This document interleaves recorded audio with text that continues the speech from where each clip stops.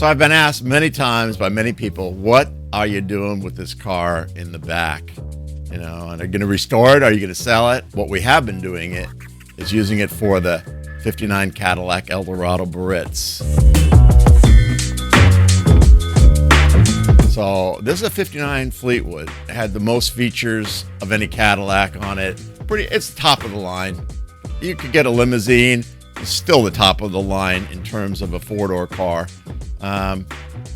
This was truly a beautiful line, all the side trim that were on it, but not to get too far off. If I need a bolt and I need it to be correct, it's a model to how things go together on the 59 Eldorado Baritz. Many things are the same under the hood except for the tri-power. With windshield wipers, the mirrors are the same. You know, suspension. This car had air suspension, so it's helped us restore the air suspension as we go along. And this car's got the right-hand mirror. Believe it or not, it's still got a good horn ring, and it does not have cruise control, but my 59 Eldorado does have cruise control. I've been told that my car is not a correct car.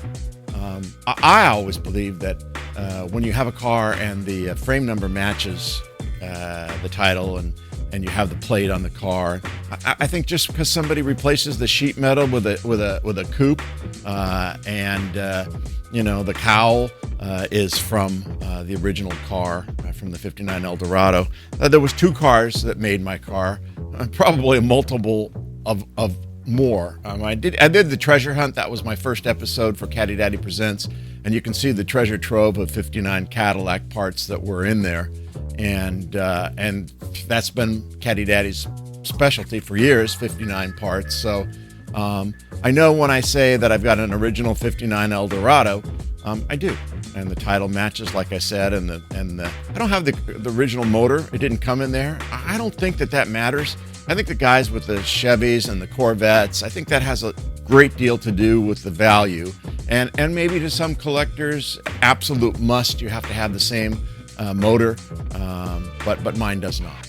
So I've had a few experts over and see it, and one fella who I really think he's probably the world's renowned expert says it's one of the finest ones he's ever seen. So enough about it not being a real 59 Cadillac Eldorado Baritz.